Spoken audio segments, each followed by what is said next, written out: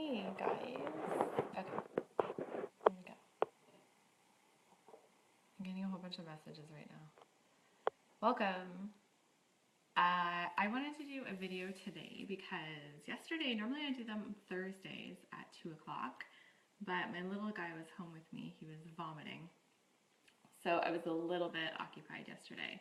But I wanted to do a quick video before my battery dies. Something that I've been asked a lot lately and something that I talk about quite often with my clients is herbal tea.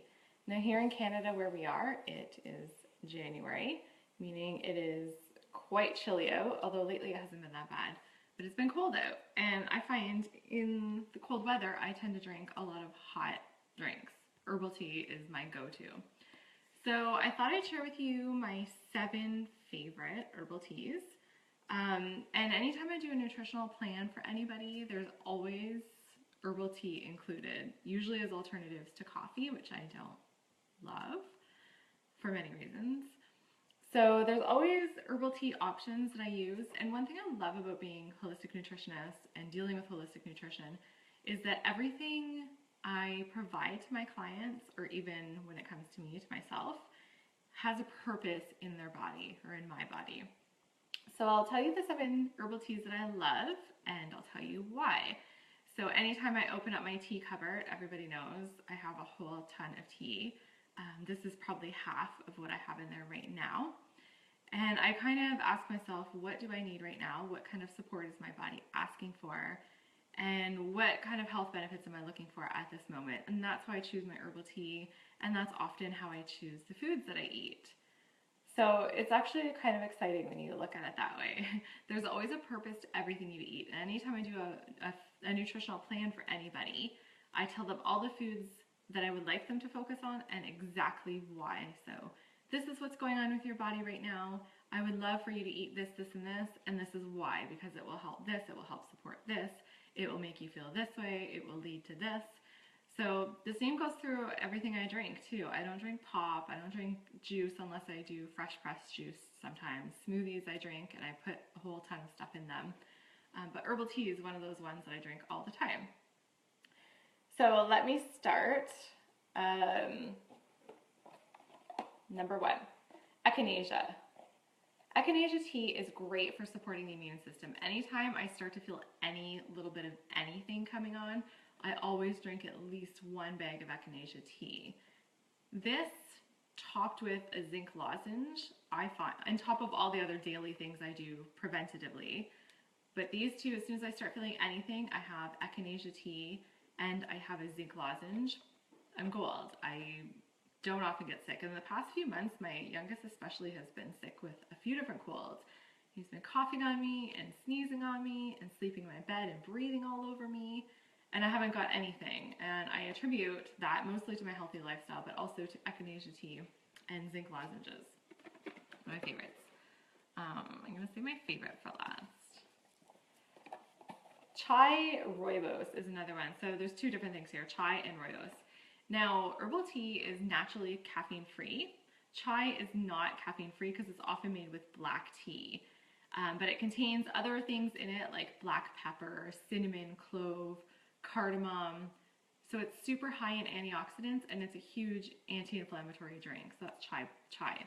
And rooibos is huge in antioxidants as well as vitamin C. So together they're immune boosters. They help with inflammation and yeah, for a whole bunch of things. This is also good for digestion, chai. Another version of chai that I like, and all my teas, I believe they all should be or are organic, non-GMO. This one is a chai with turmeric in it. So I've already discussed the benefits of chai, but you're also adding in turmeric, which is huge anti-inflammatory. So if you're dealing with anything health-wise, even colds, not feeling great, especially joint pain, which is a sign of inflammation, chai is your go-to, as long as you don't have sensitivities to caffeine.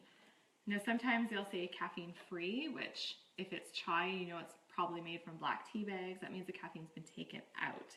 Whereas regular herbal teas, there's just naturally no caffeine in it. So herbal teas come from various spices and herbs that are mixed together. And one thing I should mention now is you always want to read the label, even though it says herbal tea and you think, wow, there's lots of health benefits to this tea. You always want to check the label. So for example, there's one here, cinnamon apple spice. It's by Celestial Seasonings. So if you look at the ingredient label, it has cinnamon, hibiscus, chamomile, and natural flavors. And natural flavors is the one that I don't want to consume. You don't need natural flavors in an herbal tea. You just don't. And even though it says the word natural, all natural means is that it has to originate from nature, but then afterwards you can do with it whatever you want. So typically they're quite processed and they oftentimes contain additives or preservatives in them.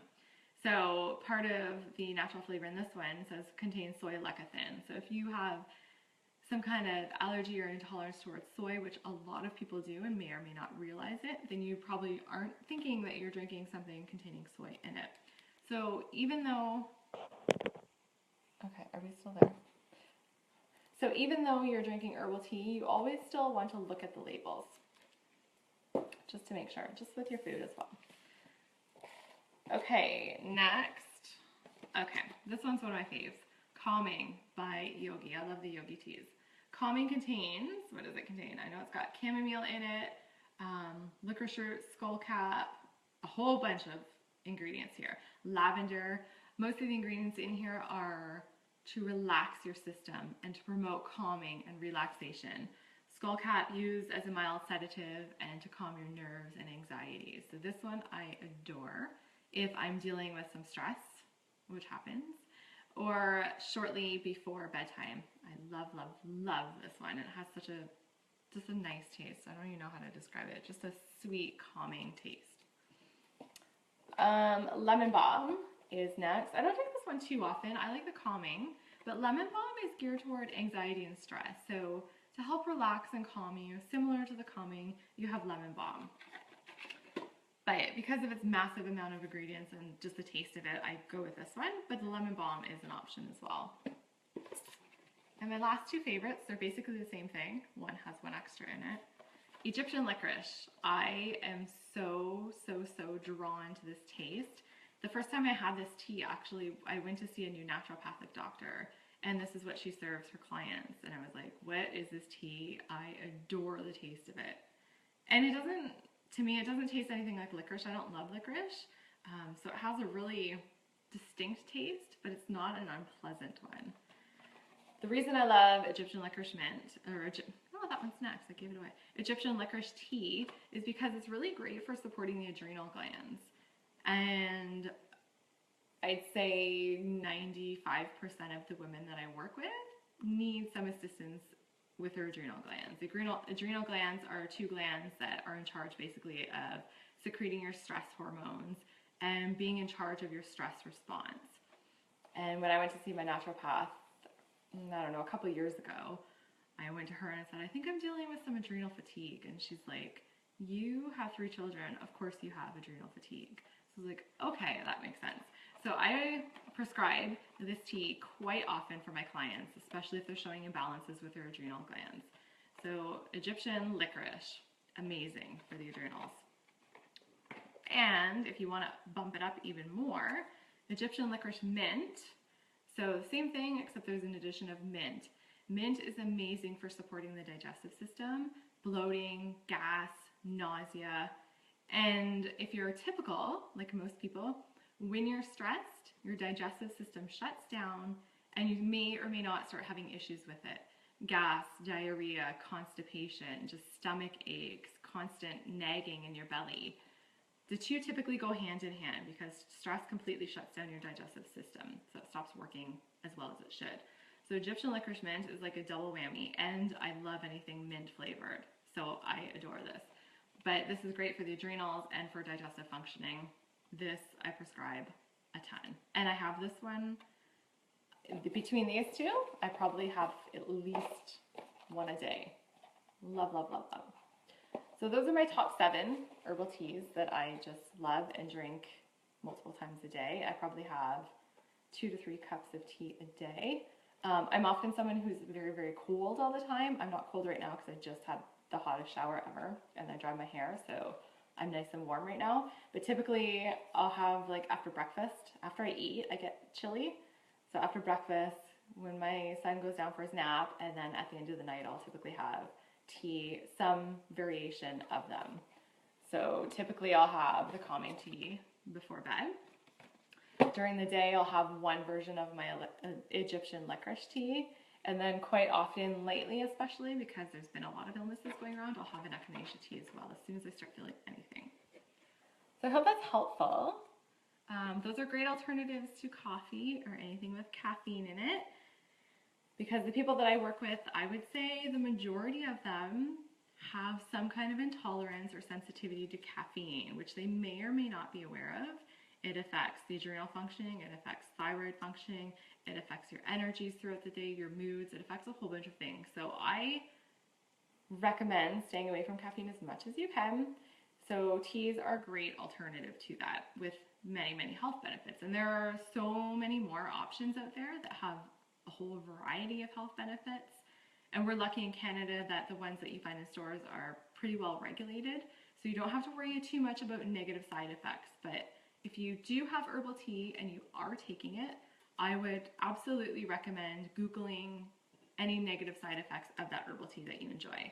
Or you can send me a message and ask me. I'm totally okay with that. So some of them, for example, mint tends to chelate iron. So if you have an iron deficiency, you probably don't want to be drinking too much mint tea, just an example. And of course, if you're pregnant, there's teas that you should and should not stay away from. Mint, again, can cause a reduction in your breast milk supply. So anytime you're having herbal tea, even though it's all natural, you always want to research it fully and make sure that you're getting the health benefits from it, and any negative health benefits you may experience, you want to do that research. So as I always say, be on top of your health, be the investigator for your health, and always research what you're putting into your body. You should always know what's going into your body and the benefits and downfalls of all that. So, mini lecture aside, I hope that was helpful. If you have any questions, please let me know. I'll probably do a blog post about this next week, just to summarize it all up for you. And if there's any other teas that you want me to look into that you enjoy, I would be happy to look into the benefits of them, or just message you quickly and let you know the benefits. Okay, thanks for joining me. Have a great weekend, everybody.